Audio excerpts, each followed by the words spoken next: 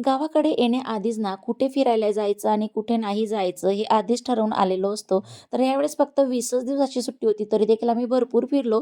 तर आज आम्हाला जायचं होतं आमचं शेत पाहायला. तर आम्ही जिथं राहतो ना तिथून भरपूर लांब आहे म्हणजे 12 ते 15 किलोमीटर असेल.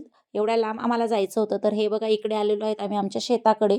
तर इथं ना या रोडालाच आमचं शेत आहे. तर इथं छोटे-छोटे जे गाव आहेत ना, तिथं ते रस्ते जात होते. ते मला फौजी समजवत होते, की कुठल्या साईडला कुठलं गाव आहे ते. त्यानंतर थोडंसंच अंतरावर आमचं शेत आहे. तर हे बघा इकडे आलो. तर हे जे हिरवळ दिसतंय ना, गहू वगैरे लावलेलं ते आमचं शेत होतं. आणि त्यानंतर इकडे माझ्या लहान सासऱ्यांचं आहे. जे व्हिडिओमध्ये दिसतायत ना, ते माझे लहान सासरे आहेत. ते आम्हाला इथं पेरू वगैरे तोडून देत आहेत खाण्यासाठी. छान आहेत, गोड पेरू होते. खूपच गोड आहेत. कच्चे होते तरी खूप छान लागत होते. त्यानंतर मग ते आम्हाला इकडचं पूर्ण शेत वगैरे दाखवत होते. इथं रामफळ वगैरे लागलेले आहेत ते दाखवत होते. पुन्हा मला बोरं खायची होती. मी विचारलं, की "बोरं आहेत का?" म्हणून. मग ते आता आम्हाला दुसऱ्या साईडला जिथं म्हणजे बोरं वगैरे लावलेली आहेत ना, तिथं घेऊन जात आहेत. हे बघा इकडे मक्का वगैरे लावलेला आहे. त्यांचं शेत आहे.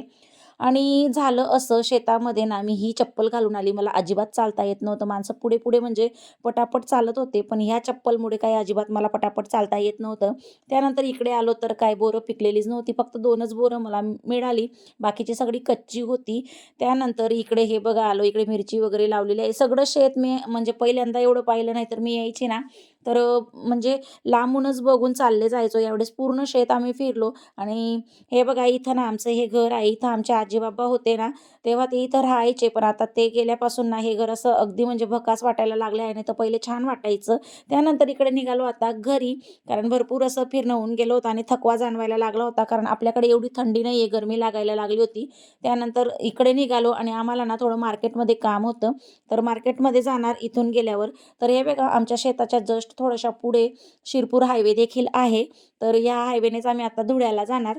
तर हे बघा इकडे आलो आईस्क्रीम पार्लरमध्ये. तर इथं ना आम्हाला लस्सी वगैरे घ्यायची होती कारण गरमी खूप लागायला लागली होती.